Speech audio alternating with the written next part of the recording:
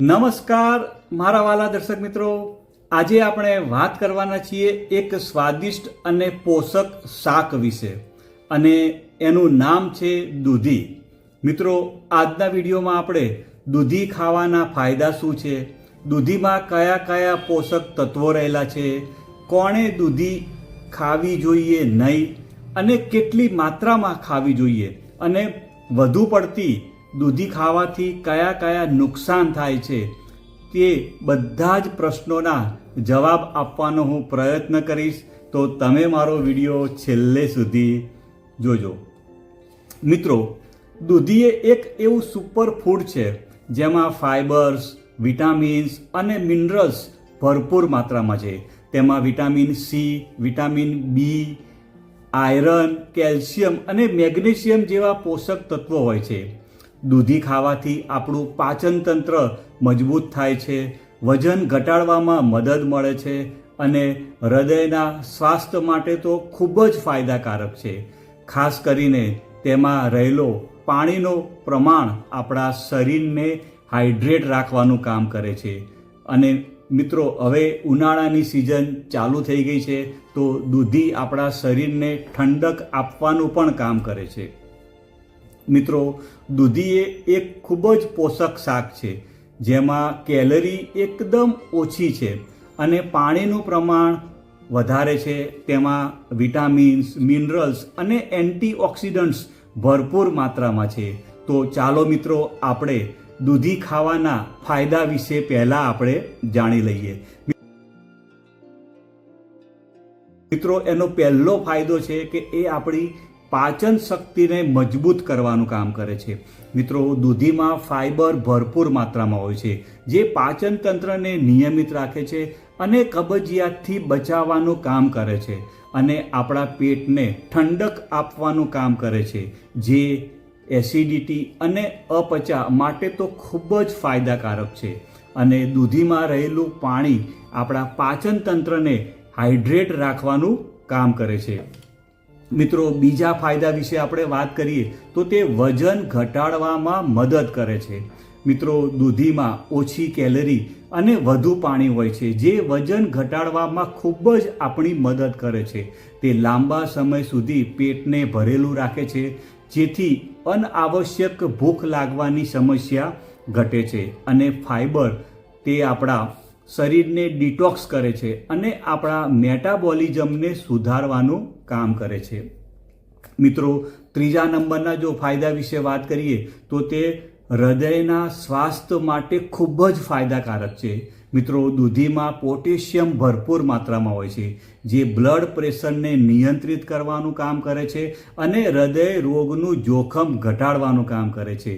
અને તેમાં કોલેસ્ટ્રોલ અને સેચ્યુરેટેડ ફેટ એકદમ ઓછા હોય છે જે આપણા હૃદય માટે ખૂબ જ ફાયદાકારક માનવામાં આવે છે. મિત્રો, દૂધીની અંદર એન્ટીઓક્સિડન્ટ્સ હોય છે જે ઓક્સિડેટિવ સ્ટ્રેસને ઘટાડવાનું કામ કરે છે અને જેથી આપણું હૃદય એકદમ સ્વસ્થ અને ફિટ રહે છે. મિત્રો, જો ચોથા નંબરના ફાયદાની આપણે વાત કરીએ તો તે ડાયાબિટીસને મેનેજ કરવાનું કામ કરે છે. મિત્રો, દૂધીમાં લો ગ્લાયસેમિક ઇન્ડેક્સ હોય છે જે બ્લડ સુગરને નિયંત્રિત કરે છે. તેમાં રહેલા તત્વો ઇન્સ્યુલિન સંવેદનશીલતા સુધારે છે જે ડાયાબિટીસના દર્દીઓ માટે ફાયદાકારક છે. મિત્રો, દૂધીનો રસ નિયમિત પીવાથી ડાયાબિટીસ નિયંત્રણમાં રહે છે. મિત્રો, જો એના પાંચમા ફાયદાની વાત કરીએ તો તે રોગ પ્રતિકારક શક્તિ વધારવાનું કામ કરે છે. મિત્રો, દૂધીમાં વિટામિન સી હોય છે જે રોગ પ્રતિકારક શક્તિ વધારે છે અને શરીરને ઇન્ફેક્શનથી બચાવવાનું કામ કરે છે તથા એન્ટીઓક્સિડન્ટ્સ શરીરને ફ્રી રેડિકલ્સથી બચાવવાનું કામ કરે છે. મિત્રો, જો છઠ્ઠા નંબરના ફાયદા વિશે આપણે વાત કરીએ તો તે શરીરને હાઇડ્રેટ રાખે છે.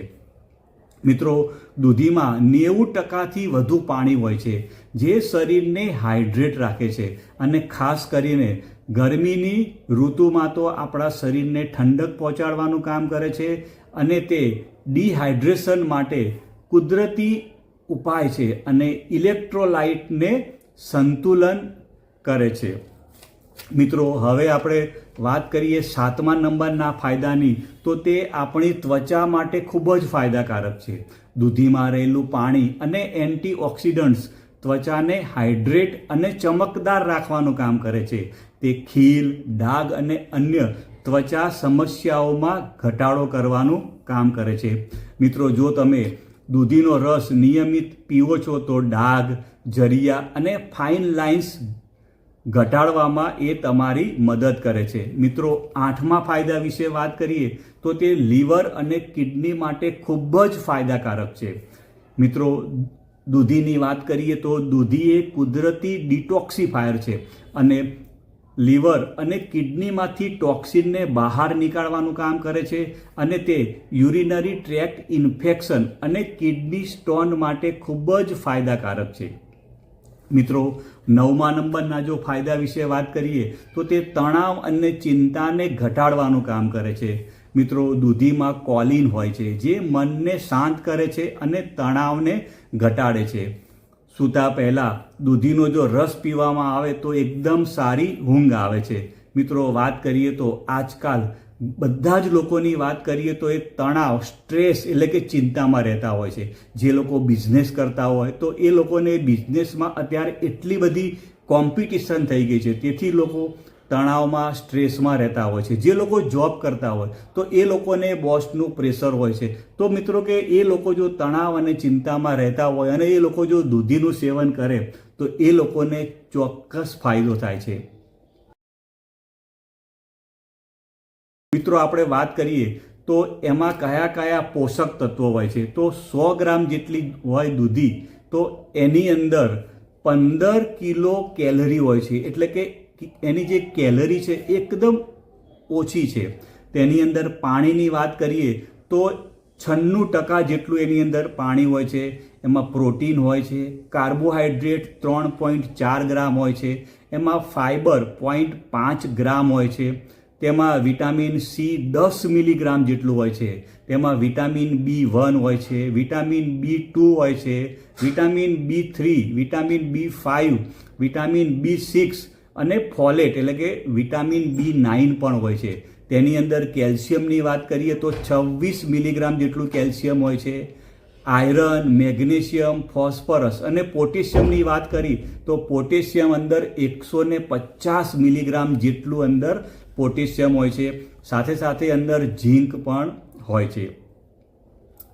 મિત્રો, દૂધીના પોષણના મુખ્ય ફાયદાઓ વિશે વાત કરીએ તો તેમાં કેલરી એકદમ ઓછી, એટલે તમને કીધું એ પ્રમાણે માત્ર 15 કેલરી હોય છે.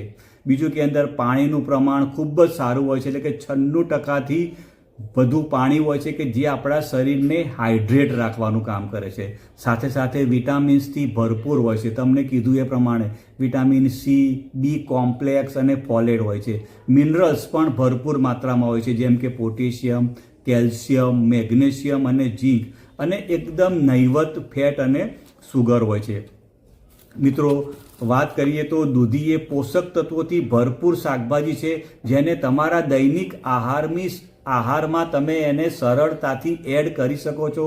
તેના લાભ અને તાજગી આપતા સ્વાદને કારણે તે એક ઉત્તમ પસંદગી છે. મિત્રો, દૂધી એક ખૂબ જ પોષક અને ઓછી કેલરી ધરાવતી શાકભાજી છે જે અનેક આરોગ્ય લાભો આપે છે.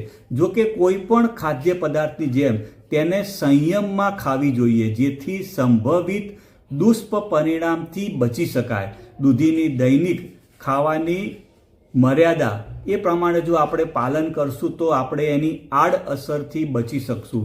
મિત્રો, જો કોઈ પુખ્ત વ્યક્તિ હોય તો તે પકાવેલી જે છે દૂધી એ આશરે 150થી 200 ગ્રામ ખાઈ શકે છે. દૂધીનો રસ તો તમે 1 ગ્લાસ એટલે કે આશરે 200 મિલી રોજ તમે સવારે ખાલી પેટે પી શકો છો. નહીં તો તમે અઠવાડિયામાં એકાંતરે પણ પીવો તો પણ તમને ફાયદો થાય છે. મિત્રો, હવે ધ્યાનમાં રાખવાની બાબતો. મિત્રો, કેટલાક લોકોને વધુ પડતી દૂધી ખાવાથી પાચન સંબંધિત તકલીફ થઈ શકે છે. ઓછી માત્રાથી શરૂઆત કરો અને તમારા શરીરની પ્રતિક્રિયા જુઓ. મિત્રો, જો તમને કિડની સંબંધિત સમસ્યા હોય તો દૂધી ખાતા પહેલાં ડૉક્ટરની સલાહ લો, કારણ કે તે કિડનીના કાર્યને અસર કરી શકે છે. મિત્રો, ગર્ભવતી સ્ત્રીઓએ દૂધી સંયમમાં ખાવી જોઈએ અને ડૉક્ટરની સલાહ લેવી જોઈએ, કારણ કે વધુ પડતી દૂધી ખાવાથી તકલીફ પણ થઈ શકે છે.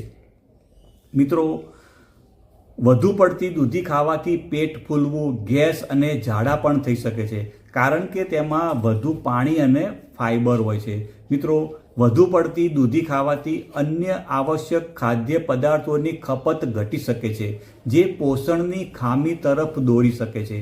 મિત્રો, ખાસ કરીને વાત કરીએ તો તમે જ્યારે દૂધીનું શાક બનાવો કે તમે એનો જ્યુસ બનાવો ત્યારે દૂધી કડવી ન હોવી જોઈએ. તમારે થોડી કાપી અને એને ટેસ્ટ કરી લેવાની છે, અને જો કડવી દૂધી હોય તો તમારે તરત જ એને ફેંકી દેવાની છે. મિત્રો, કડવી દૂધી ન ખાવી જોઈએ, કારણ કે તેમાં ઝેરી તત્વો હોય છે જે પેટમાં તકલીફ કરી શકે છે. મિત્રો, તમે હંમેશા તાજી અને મીઠી દૂધીને પસંદ કરો, કડવી દૂધીને ફેંકી દો.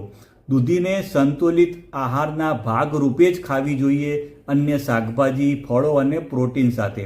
જો દૂધીનો રસ પીવો હોય તો તે તાજો તૈયાર કરીને જ પીવો અને તરત જ પી લો, જેથી તે ખરાબ થાય નહીં. મિત્રો, તમને વાત કરી એ પ્રમાણે દૂધી તમે 1 થી 1.5 કપ તમે એનું શાક ખાઈ શકો છો. 1 ગ્લાસ પુખ્ત જે લોકો હોય છે એ એનો જ્યુસ પી શકે છે.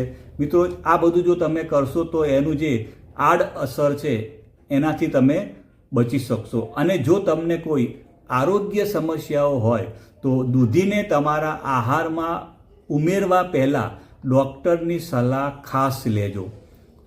અને મિત્રો, ખાસ વાત કરીએ એ પ્રમાણે કડવી દૂધી ન ખાવી જોઈએ, કારણ કે તેમાં ઝેરી તત્વો હોય છે. મિત્રો, દૂધી એ એક બહુમુખી અને પોષક શાક છે, જેને તમારા આહારમાં સરળતાથી ઉમેરી શકાય છે. તેના અનેક આરોગ્ય લાભને કારણે તે તમારા રસોડાની ખાસ જરૂરિયાત છે. મિત્રો, તમને મારો વિડીયો સારો લાગ્યો હોય તો લાઈક કરજો, શેર કરજો. આવજો મિત્રો, બાય બાય, આવજો.